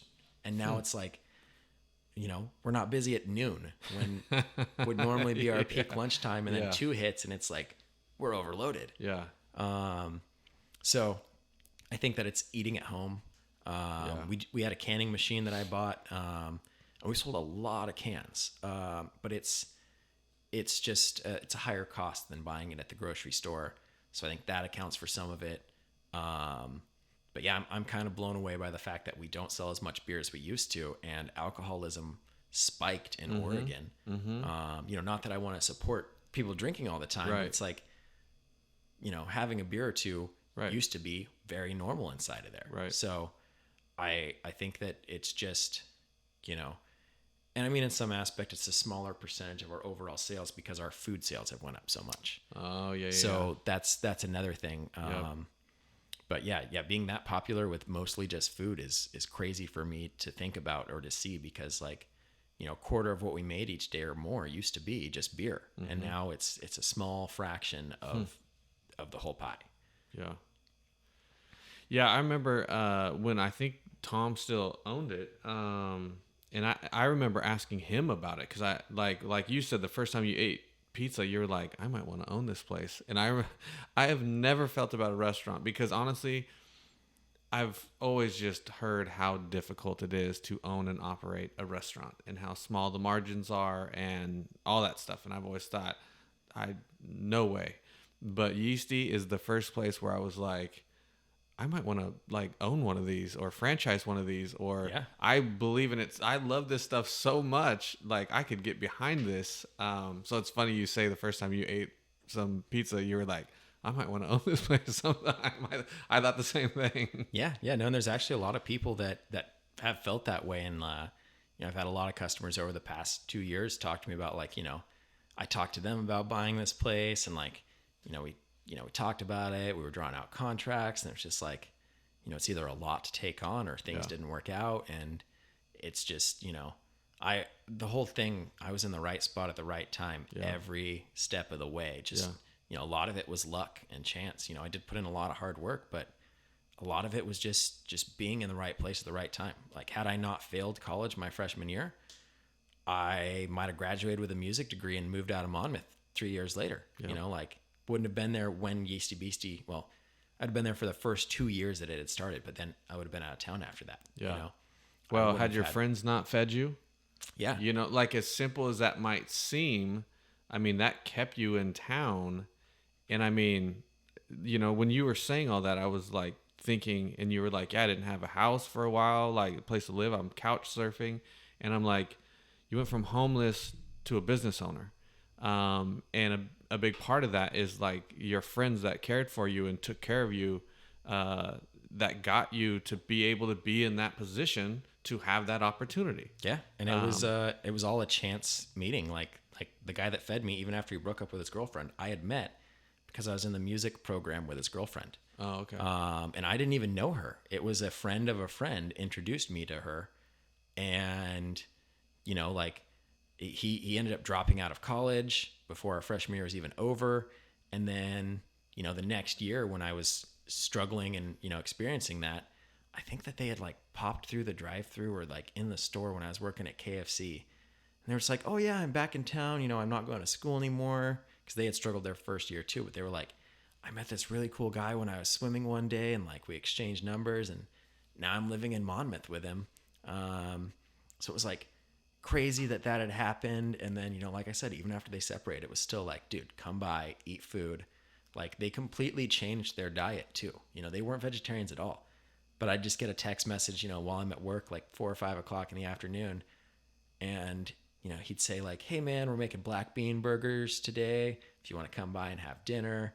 And it's just like, they started learning all these recipes literally to support my diet. And that was super cool having that, like that, I couldn't feed myself. Most days I would eat a medium fry at work because it was $1. I could afford that. And I'd go home and I'd eat rice. And like the really good weeks I would buy, onions and some like soy sauce or something to flavor the rice with. And that, that was like good eating to me. And then like having them just like all the time provide me with food. Like, even if they're not going to be awake before I go to work, like, hey, come in the laundry room door, where the kitchen is, like pour yourself some cereal, make yourself some eggs, like constantly making sure that I was fed, taken care of. And that was awesome. Like having that support, at the time, like too, like, I was very much into alcohol. I was drinking like every day with my current roommates. And so it was before I was homeless. And I just, I finally hit a point where I was like, I hate going to work hungover. I'm going every single day. Yeah. Like puking into a trash can at work. Yeah. And it's not fun. So I think for a whole 2 years, I didn't touch a drop of alcohol. I didn't drink anything. And that, really changed my, where I was in life. The point that I was homeless, I couch surfing, I'm smoking weed with people, I'm drinking, going out to the parties with them. And, I realized one day, it's actually a pretty like heavy story. The friend that fed me, I was over at their house one day and my new roommate, which was like how I was not homeless anymore. I found them on Craigslist. They had an open room. I'd been living there for like 2 weeks and she's like, hey, my boyfriend's coming down from Washington to visit. Like he's got some LSD. Do you want to do some? And I'm like, well, I've never done that before, but like, it sounds like it could be, a pretty good time. And so like she brings some by for us and like drops off a bunch of snacks for us too. She was awesome. Like, taking care of us like that.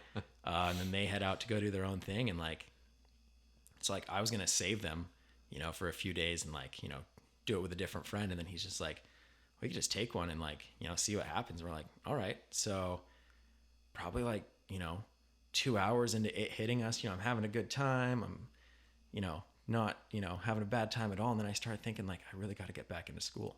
I really need to like clean up my act and get my life going.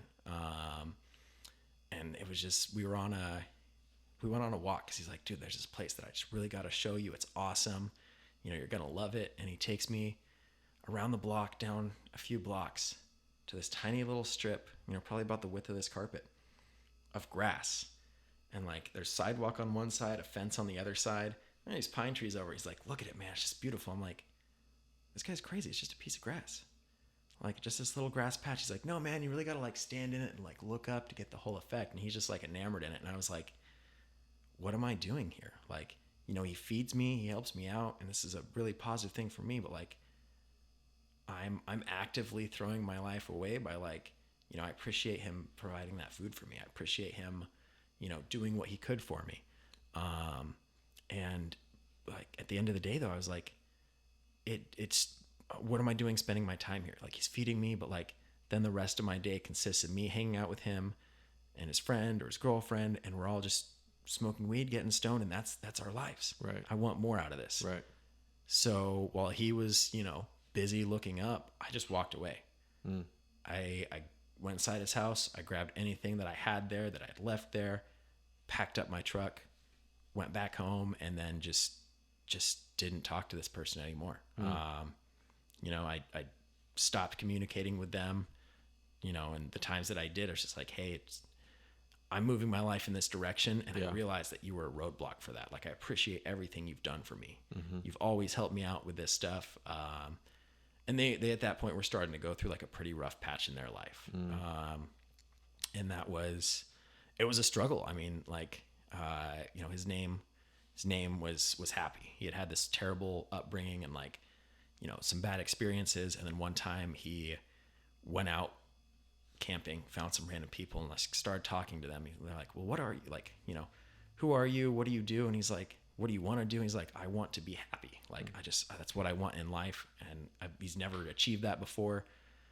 And they're like, well, why don't you just be happy? And he took that literally, like, figuratively and Okay. literally, like, so when you ask his name, Happy was his name. Okay. That's how he introduced himself to people. And there was a lot of, other people in town that he had helped support and, helped through things. And that was, like he was a big part of, 2 years of my life, supporting me, helped me out with these things, but he had taken a downward spiral, and like, I just couldn't pull him out of it. He wasn't seeing the things that I was seeing and was getting deeper into things. And like, so I made the effort to make my life as good as possible. I avoided the heck out of him. And, like even to this day, like I feel bad for not respecting him when he would reach out, because I didn't know how bad things were for him at some points. Like he'd come in, into the store when I worked at KFC or through the drive-thru and be like, hey man, I just want to let you know, like, things have really changed. I'd love it if you just stop by the house and we could just hang out, or, like call me and we'll just talk or something. And I was like, I'm back in school. I'm doing good things. I don't want to screw this up. Yeah. I'm putting my money towards this now instead of, a loan. And, so I just kept avoiding it. And then I think it was Thanksgiving. Or no, it was actually 2 days after Thanksgiving. I got a call from Erica, who they had been split up for a year and a half at that point. And she calls me and says, hey, I'm really sorry. I got to tell you this, but I just found out like he hung himself in his house. And like he just, I don't know why, like he just, there's no note, no nothing. He just taken an electrical cord and tied it around the fan and, I guess jumped off a chair or something. And that was like, even now I think about him, like if I would have reached out and actually like, listened to him when he was reaching out to me, maybe things would be different. But, taking that with me, like he taught me so many things about how to view life differently. He used to be like, be like, man, I got to go to work today. And he'd be like, just start thinking about it. Like, don't call it work, call it fun. I'm going to go have fun today. I get to have fun today. Things like that. And like thinking about things differently. And there's still those positive effects he leaves on me. Like that I think is one of the big reasons that I take care of the staff the way that I do, because if he didn't take care of me the way that he did, I wouldn't be here. I'd either be moved back in with my parents, maybe in a rundown apartment somewhere, struggling to get by still. But I wouldn't be in this position. And, I just like he didn't want me to have to go through those things. I don't want other people to have to, you know, go through those things. And that's, you know, almost my second job sometimes, is making sure that the staff is stable, that they have things to eat, that, you know, they're taking care of themselves mentally. And if they're not, you know, I can't be their counselor, but I can provide what support I can. And, you know, like we talked about kind of at the beginning, like I've spent quite a bit of time, you know, in that back alleyway or after work, or even just sitting at a table with someone and they're breaking down in front of me. And, you know, we talk about it, we cry it out, we hug, and we get back to it. Yeah. And that's, you know, I had a new staff member that he's been on for like 3 weeks, and that's something I talked to him about, because he called off of like half of his shifts for various different things. Some of them like extremely legitimate. Some of them I think like, you know, like you're probably just hungover. You're not really sick, you know. But I sat him down and talked to him. I said, you know, you've got to come in. You've got these commitments. You know, now I have commitments. I'm on a contract job also. Like I can't not, you know, adhere to that contract and do what it says. Mm-hmm.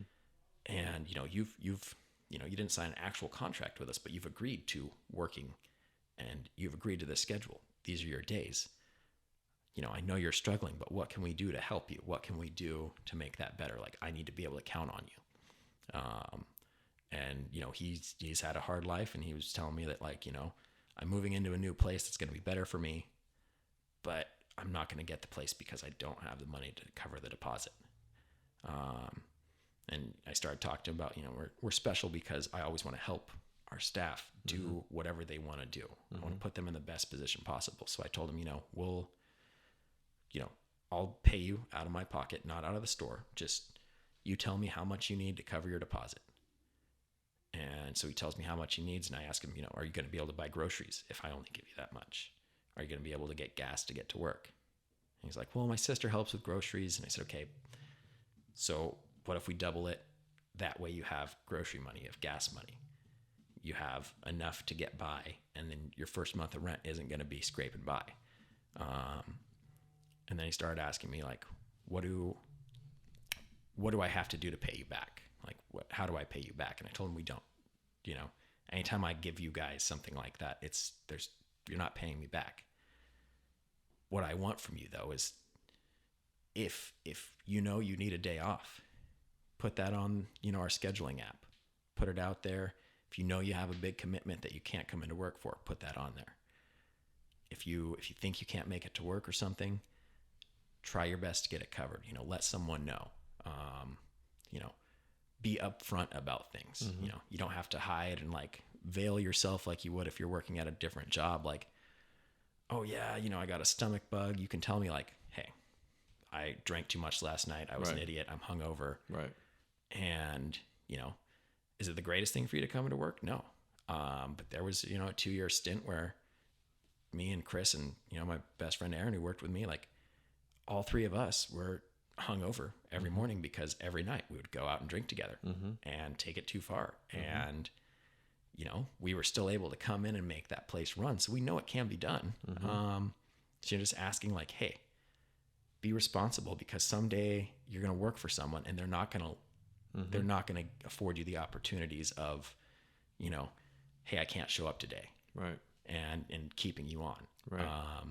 So that's something that, like, you know, using my life experiences, I can hopefully engineer it to make them flourish. And he's, you know, he was a great employee before, but now he's on it. You know, he was a little less social when he started. Now he's joking around with the crew. He's making big strides. He's, you know, obviously looking at him, he's happier. So it's just like something that, you know, like that's to me a part of growing the business is growing these staff members into, you know, real adults. Mm-hmm. 'Cause you don't, even if you go to college, no one teaches you how to be an adult. Right. No one teaches you how to pay your bills. Right. No one teaches you how to balance your money and your mm-hmm. finances. So that's something that, like, you know, like I said, is kind of a second job to me, is like helping them manage their own lives too. You know, how do I make sure I have enough money for bills? How do I budget? How do I invest? You know, one of my staff members, CJ, he came up to me and, you know, he actually texted me about it. You know, we went out to lunch just to talk about like, where are you at? What do you think we could do differently? And breaking bread with people is kind of the best way to really get to know them and build up a solid relationship. And he texted me one night at like 11 o'clock, asking about like, hey, this is messed up. How do I fix it? And I'm like, this is how you fix it. Like, if there's anything else you need, whatever it is, let me know. Like, don't feel bad for bugging me. It's 11 o'clock. I'm still awake. Yeah. And he texts back like 20 minutes later. He's like, I think there's a lot of things I could really learn from you, and like, a mentor-mentee relationship. And I'd like, if you're up for it, I'd like us to have that kind of relationship because, just going out to lunch with you the other day, I learned a lot. I was able to improve things. So like, can we keep doing that? And, this is in the gist of me taking on, that data capture job. So I'm like, 2 days a week, I'm up at 4 a.m, working until noon doing that. And the other 4 days or 5 days, I'm like working at some capacity at the store. But like, yeah, like I will make sure that I set aside time for you. I'll tell my girlfriend like, sorry, like she already understands, like at any given moment, like our plans could change, or I could be like, hey, I've got to go take care of something. So she, really awesome. She's super cool with it. Good. And, yeah, so, now we have a plan to, every other week or so, go out and do something, go out to lunch. He's not 21 yet, but when he is in a few months, taking him out to breweries, teaching him about beer, building up these life skills that he didn't get in his upbringing. He hasn't gotten in college. Like, I don't know how else to explain it other than teaching him how to operate, you know, as an individual and an adult, and like be productive at it, and not have to worry about the things in 10 years that all of his peers are going to have to worry about. Yeah, that's awesome. It's when you were talking about Happy, I was going to ask you, do you think some of your time with him and some of the things you learned from him, you answered it, but I was going to ask you, like, did you bring that into how you're treating your people now? And it's just amazing how everyone can influence, whether good or bad, influence other people and their journey, their story, and how you recognized, because last night I had a buddy on, Gary, and we were doing an episode, and we talked about in different phases of your life, how you have different people in it and surround yourself with different people. And I use the analogy with him that I've heard a lot of business people say, like, hey, kind of the people that might take you from 1 to 100, it might be a different set of people that take you from 100 to 1,000, and a different set of people that take you from 1,000 to 10,000. And, you kind of recognizing, hey, this guy has brought some good stuff, to me, but then there's some other stuff that's kind of blocking where I'm trying to go. And then you changing that and bettering yourself, but still using some of the stuff, the attitude he had and whatnot, and how today that's still has runoff in how you're treating people. That essence is a big reason that I'm doing this, and sharing people's stories, because like none of us just knew it. None of us just knew how to do everything. Like, you had to learn so much on how to run Yeasty Beasty and make this and weigh out the flour and all this kind of stuff.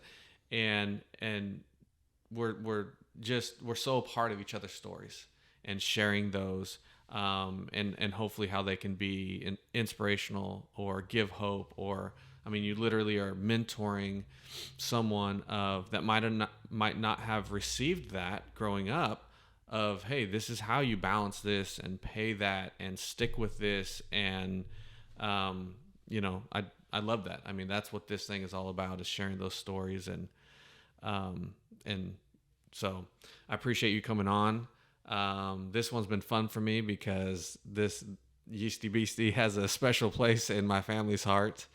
And at some point, one thing I'm hoping to do down the road is kind of go back to people that I've interviewed, but maybe go to their place of business and actually like video kind of what they do. Or like my buddy last night, they do embroidery and screen printing and whatnot, and showing like, how do you actually make that t-shirt or that hoodie.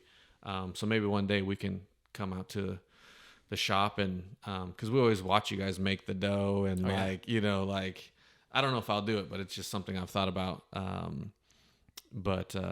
Yeah, I just appreciate you taking the time. We will not be there on Sunday. Hoopla, a basketball tournament's going on in Salem. It's kind of a big deal this weekend. Last weekend we were in Portland. It's funny because we have this weird sense of loyalty to Yeasty Beasty, and we're always like, man, we didn't make it today. But last weekend we were up in Portland at a buddy's house. Yeah, people notice when maybe not you specifically, but sometimes you guys specifically are gone. Just like, I haven't seen these people in a while. Do they move? Are they okay? So if we're not there, it's usually either we're out of town or I co-parent with Riley's mom. And a lot of times Riley will be like, don't go there without me. And so most of the time you see us, she's with us.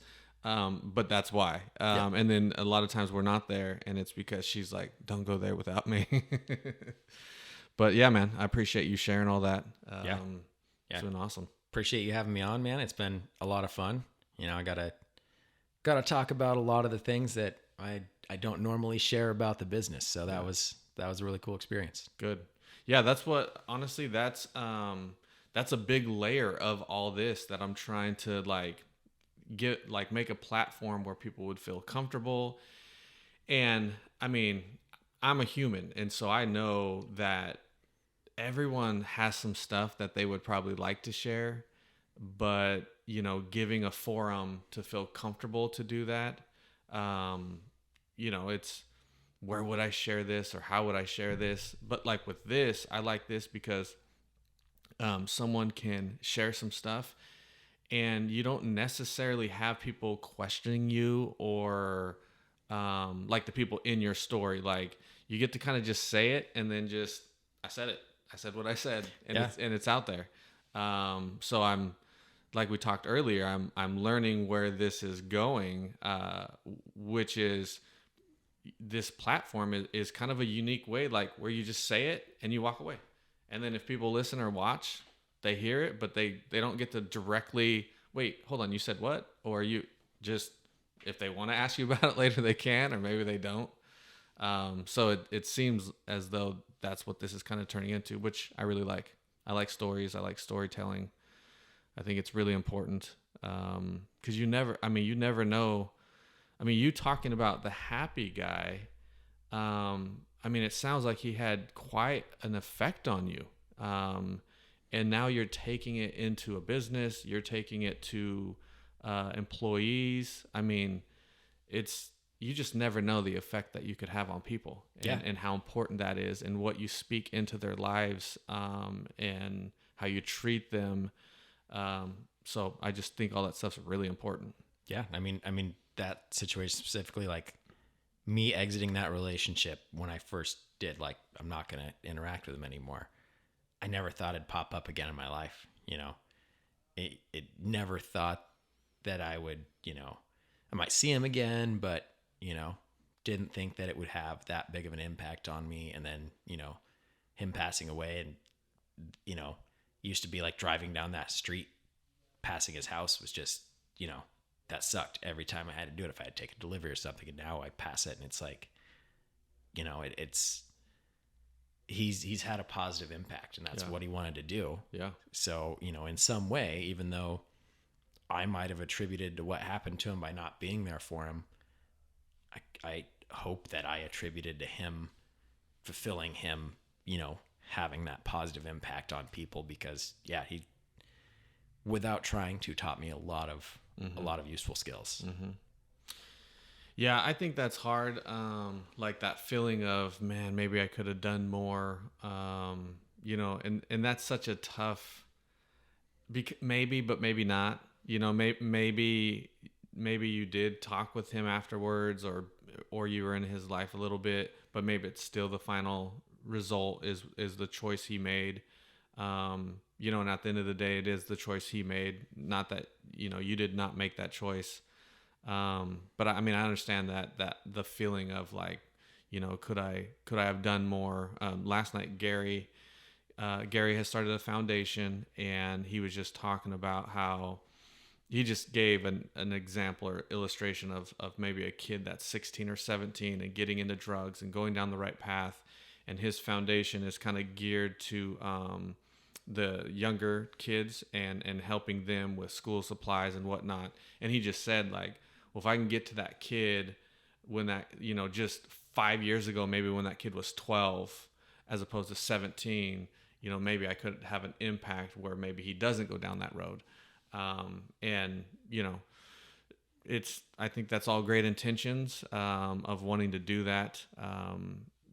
But at the end of the day, like, not wanting people to carry, like, he might've still made that decision to do that, even if you guys were, still talking. Yeah. Honestly, when I look at that or hear that, I see that he got to watch you say, hey, this isn't what I want to do with my life. I need to make a change. And not only do I need to, you did. And you actually followed through with what you said you were going to follow through. And to be honest, I mean, that might be as powerful as anything, more powerful than talking about it. You actually did. And then you made steps to, and now look, I mean, it puts you in a position of where you're at now. And it was like back then, because you chose, this isn't what I want to be doing. Like, I need to, be more productive. And now you're starting to lead people. So, it's, in my opinion, like, you made the right decision because, it benefited you. Now it's, other people are benefiting from it. And, unfortunately that was the decision he made. But it's pretty powerful to think about the influence you can have on people's lives. So yeah, I appreciate you sharing that. I mean, it's a trip to have this conversation because, we've been seeing each other now for years, Yeah. but in a different capacity. And so I really appreciate it. Yeah. Thanks for having me in, man. Thank you.